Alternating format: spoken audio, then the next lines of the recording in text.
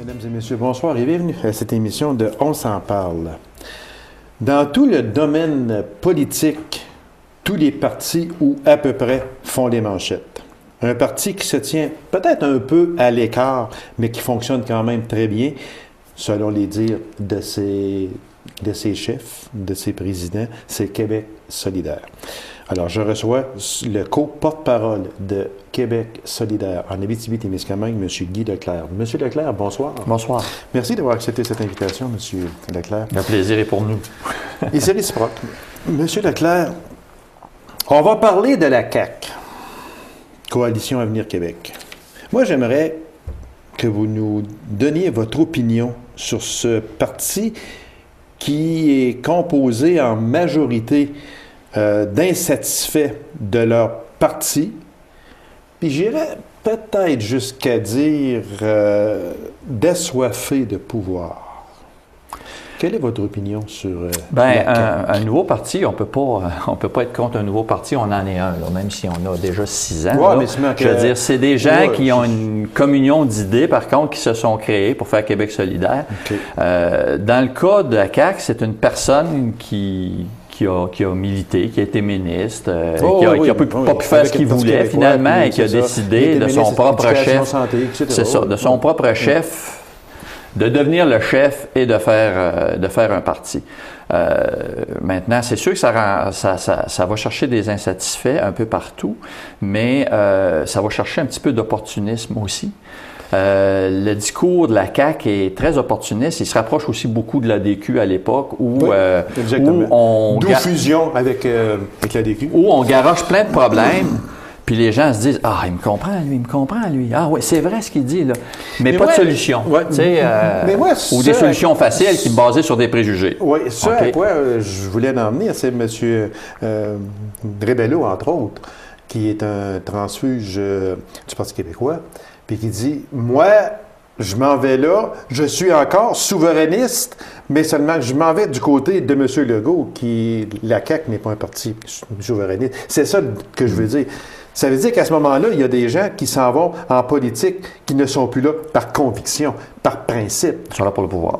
Voilà. Ah. C'est pour ça que dans ma question, je disais « et d'assoiffé de pouvoir ». C'est un petit peu pour ça que j'aime beaucoup l'évolution de Québec solidaire où il n'y a pas de feu de paille. Aussitôt que les gens sont super hauts d'un sondage, là, les requins et les assoiffés de pouvoir apparaissent. On en a très peu encore. Un jour, on va en avoir comme tous les partis parce qu'on va se rapprocher du pouvoir et on va même le prendre, tant qu'à moi. Ça serait rien qu'une bonne chose pour le Québec. Maintenant, ces gens-là les vire-capots, comme on appelait quand j'étais jeune, en tout cas, là, je parle pour moi, puis je pense que Québec solidaire est au diapason avec moi. On est contre le fait qu'un député lâche un parti et s'en va représenter un autre parti. On est plus d'accord qu'un député démissionne s'il n'est pas on va en venir un petit peu en communion avec son parti et qui attend des élections, qui se mettent indépendants. Mais changer, là, moi quand j'ai voté pour quelqu'un, pour un parti, et que cette personne-là change diamétralement de position par rapport à ce que moi, l'électeur, j'ai voté quand je l'ai mis au pouvoir, c'est pas très démocratique. Si vous ouvrez une porte, justement, c'était une question un petit peu plus loin, mais on est dedans. On va en parler tout de suite, M. Leclerc, si vous me permettez. Justement, dans les transfuges, c'est rendu une farce. Il faut le dire, là. C'est rendu une farce monumentale.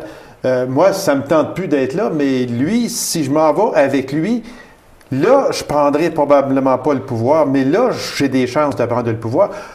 On traverse le parquet de la Chambre, puis on s'en va de l'autre bord, puis bonsoir, tout est beau. Mais cette personne-là a été élue démocratiquement par une population sous l'égide de tel parti.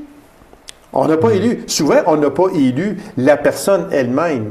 On a élu le parti. On a confiance, on veut avoir ce parti-là au pouvoir, donc je vote pour lui parce qu'il représente ce parti-là. Mais là, il ne représente plus ce parti-là. Est-ce que dans son comté, il faudrait absolument qu'on ait une élection à ce moment-là, une partielle, puis dire aux gens, moi, là, c'est des exemples, là, j'étais péquiste, puis je m'en vais libéral.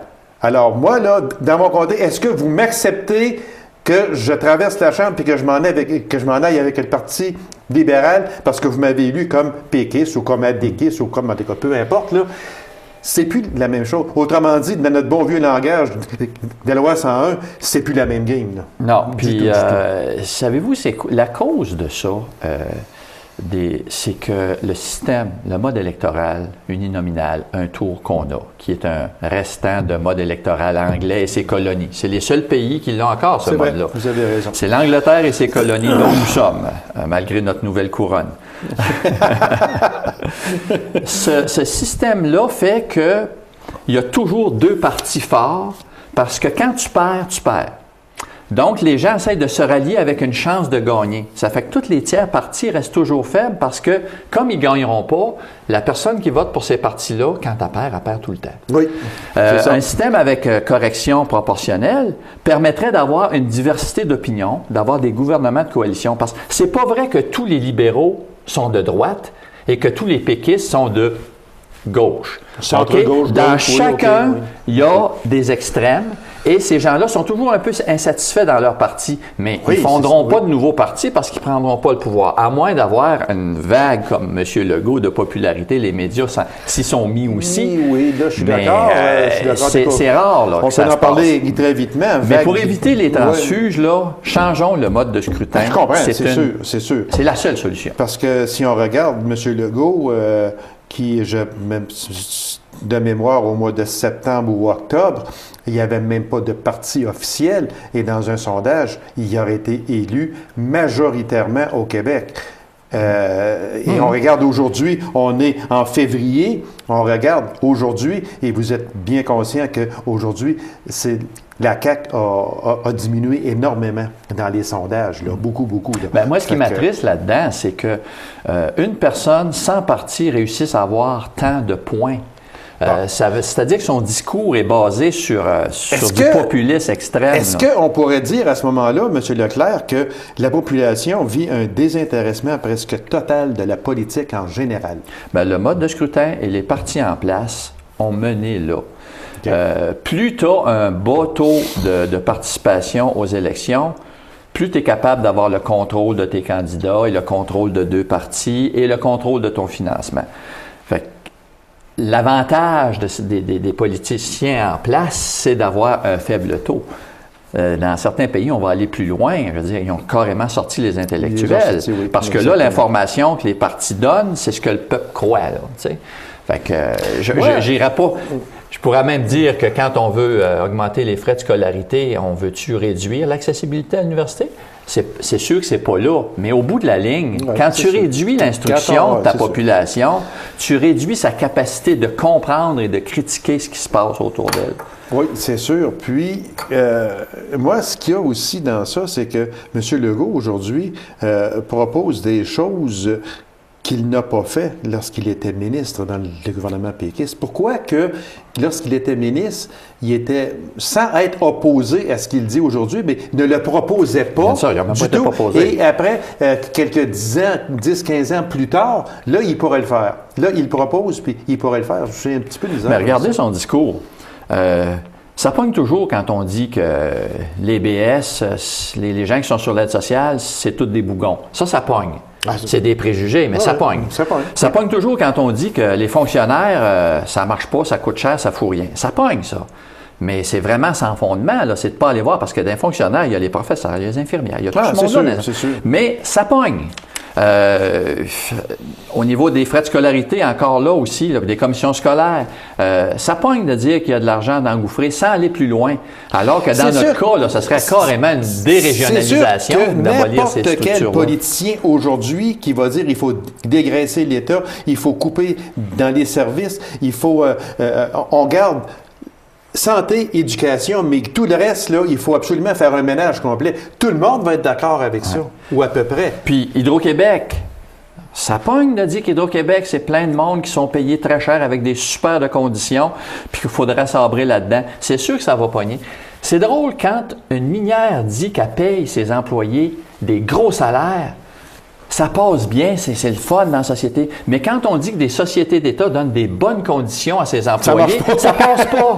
Il y a quelque chose, il y a un discours qui est un petit peu bizarre. C'est pour ça que je dis que les gens aujourd'hui, quand on regarde tout ça, ceux qui s'occupent ou qui suivent la politique en général, on ne peut pas faire autrement que d'avoir un désintéressement quand on regarde ces discours-là aujourd'hui. Un désabusement, mais il ne faudrait pas se désintéresser de ça. Parce que si on se désintéresse... On en est rendu là, Quand on se désintéresse, je m'adresse à tous ceux qui se désintéressent, dites-vous que vous laissez les autres décider à votre place. Ça, il y a ça. Exactement. On ne peut pas chialer contre les politiciens qu'on a si on ne vote pas. Je me dis, allez voter. Là. Si vous êtes désabusé, changez quelque chose. Là. Allez voter pour ce qui va changer ce système-là. Là. L'exemple frappant, c'est dans le domaine de l'éducation, où les commissaires, regarde, moi, chez nous, le commissaire, il ne fout rien, et il ne nous représente même pas comme il faut. Oui, mais il y a 3 % des gens qui vont voter. Ouais. À ce moment-là, dans les commissions scolaires. Fait qu'il faut quand même... Puis encore là, il y a une méconnaissance aussi de ce que fait le commissaire, là. Oui, parce on dit qu'il ne fait rien. Il y en a, mais il y en a partout. Hein. Des Vincent Lacroix, ça coûte pas mal plus cher à la société que quelqu'un qui est sur l'aide sociale. Oui, sûrement. Fait que ceux-là, ça passe mieux, là, tu sais.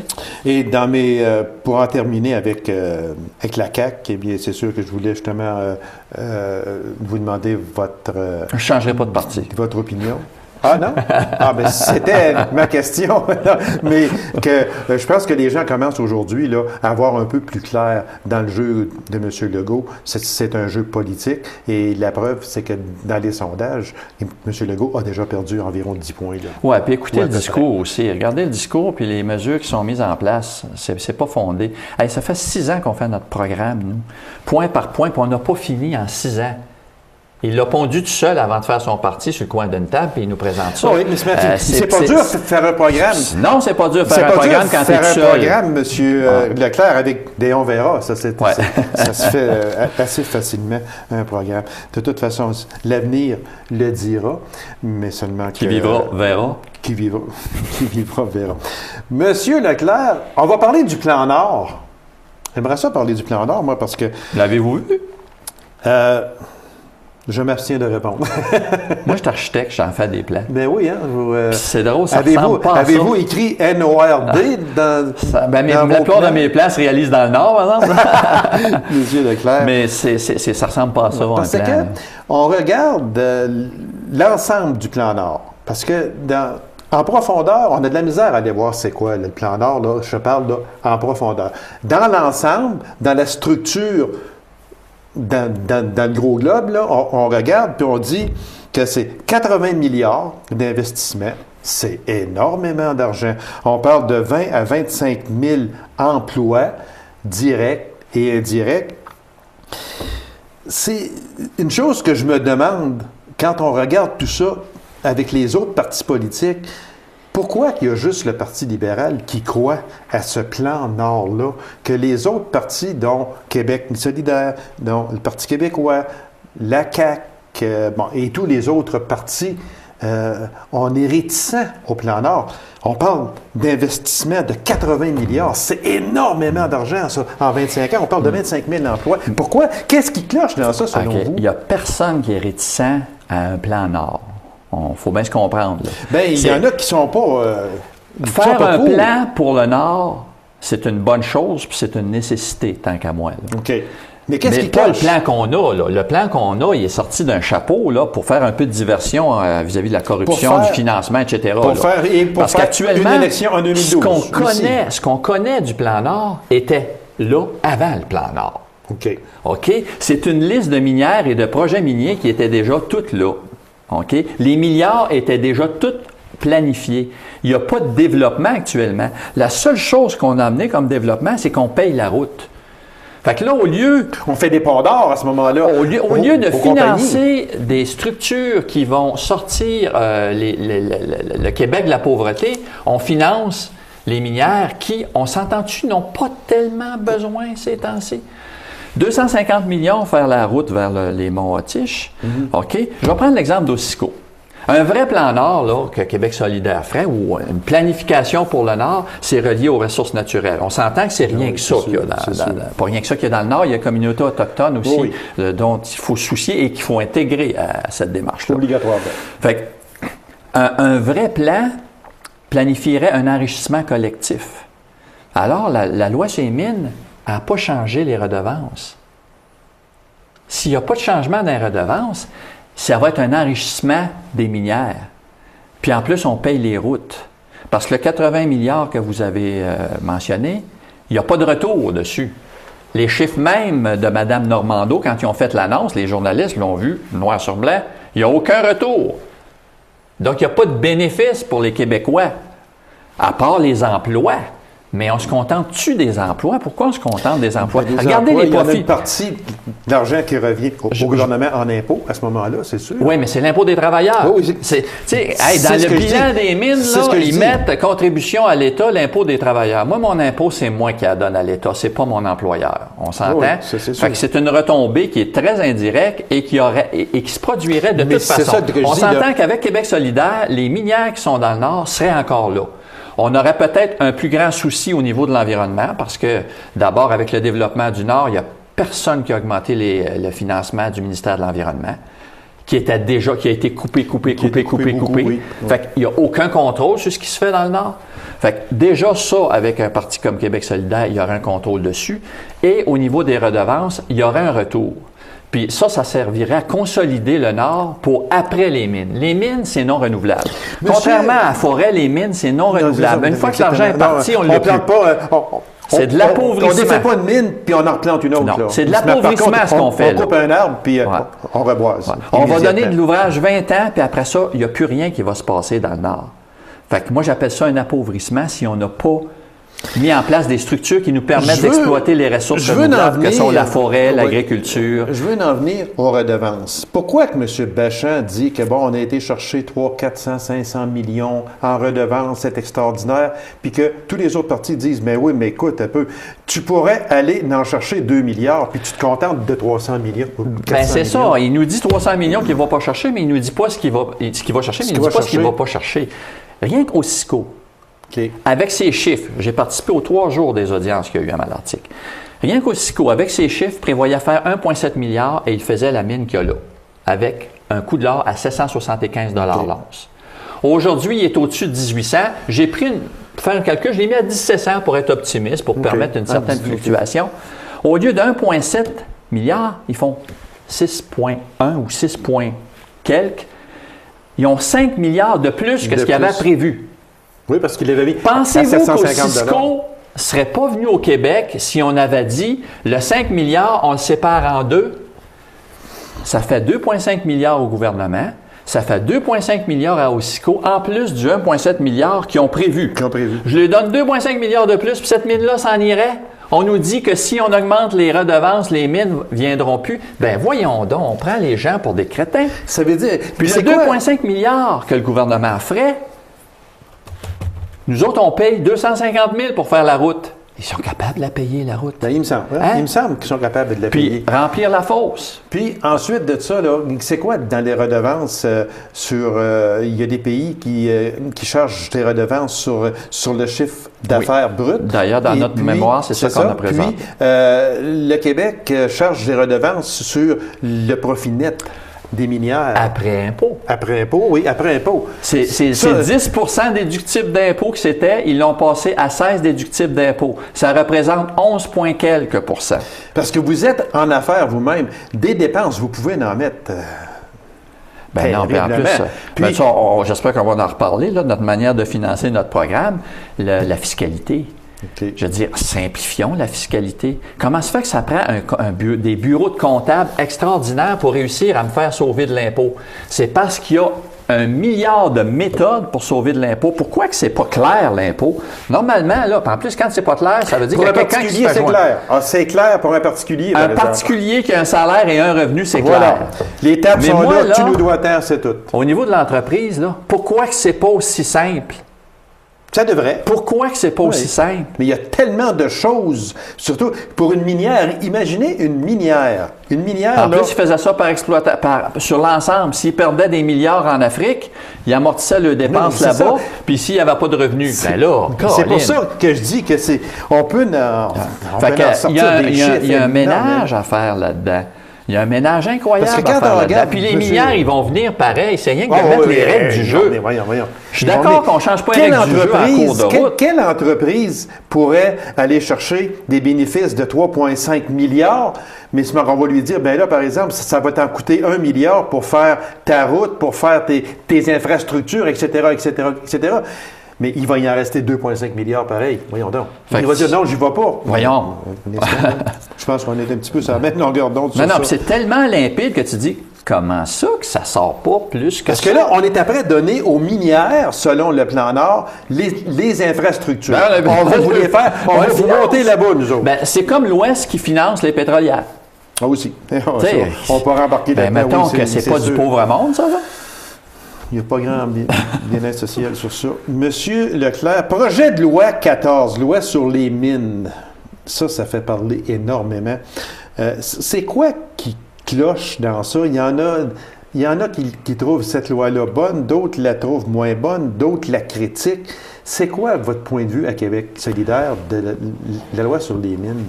Il y a une bonne chose dedans qui est critiquée un petit peu par les minières, évidemment.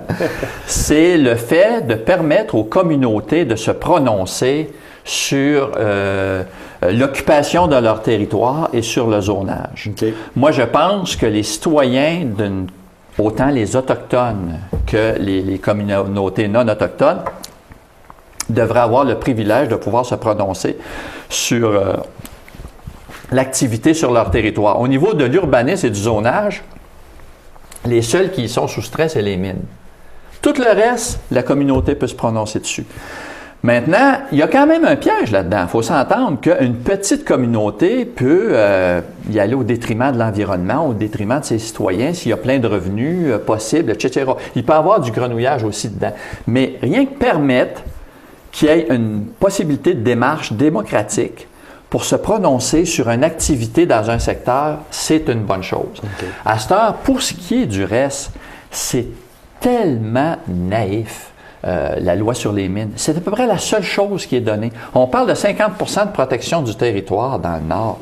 50 de quoi? En 2035. En 2035. Moi, quand je veux protéger un territoire, là, un cultivateur qui veut protéger une terre puis qui envoie son troupeau brouter dedans pendant 2 ans parce qu'il dit « je veux le protéger dans 2 ans », c'est pas ça qui se passe dans la vie. Si tu veux protéger quelque chose, tu protèges tout de suite. Oui, puis si tu t'es trompé en protégeant trop, tu peux changer d'idée. Mais si tu n'as pas protégé, tu peux plus protéger après. Monsieur Leclerc, il reste à peine 6 minutes. Mais on va y aller avec quelques questions et des réponses courtes. Je peux revenir à tous les semaines. On va se reprendre, c'est sûr. Lors du congrès du parti en décembre 2011, une idée qui a fait jaser, c'est l'instauration d'un revenu minimum garanti à Québec solidaire.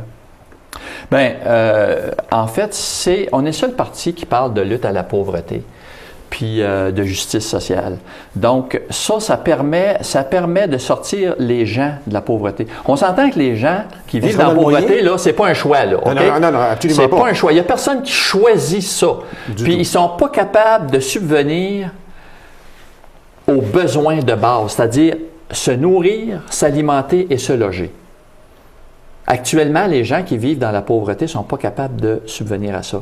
On propose un revenu minimum garanti. Est-ce que le Québec a les moyens d'avoir un revenu minimum garanti? Est-ce que Québec avait les moyens de baisser l'impôt des entreprises de 50 de leur contribution il y a 20 ans au revenu de l'État à 15 aujourd'hui?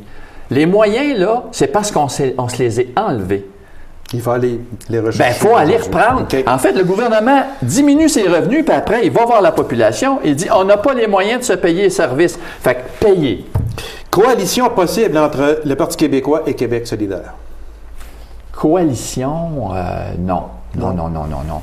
Il n'y a pas de coalition. C'est pas les mêmes valeurs. Je veux dire, même si les gens disent la même... Quand un parti de droite veut se rapprocher du centre, il dit que tous les autres partis sont d'extrême gauche. Hein? Ça fausse un peu ça. Le Parti québécois n'est pas un parti de centre, c'est un parti de centre-droite. On s'entend qu'ici, il n'y a pas d'extrême. Donc, c'est une chose qui est rejetée. C'est une chose qui a été rejetée en Assemblée générale parce qu'il y avait eu des discussions pour des ententes stratégiques dans certaines circonscriptions. Parce qu'on s'entend que le mode de scrutin qu'on a piège un peu la diversité d'opinion. Les gens du Parti québécois, souvent les gens qui sont un petit peu plus à gauche, questionnent les choses plutôt qu'avaler. Les gens qui sont à droite, c'est l'économie, c'est l'argent, c'est le profit. Fait qu'il y a un petit peu moins de division là-dedans.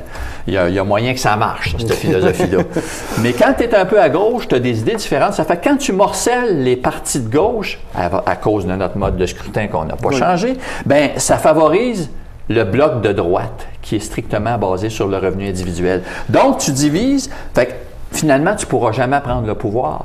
S'il n'y a pas d'entente ou de coalition. Mais nous autres, on favorise beaucoup le changement du mode de scrutin parce que c'est comme un peu malheureux d'une circonscription. Tu voudrais voter pour Québec solidaire, puis il n'y a pas de candidat parce qu'on veut changer une autre circonscription. Bon, je trouve ça triste pour le vote à 16 ans tel que proposé par le Parti québécois.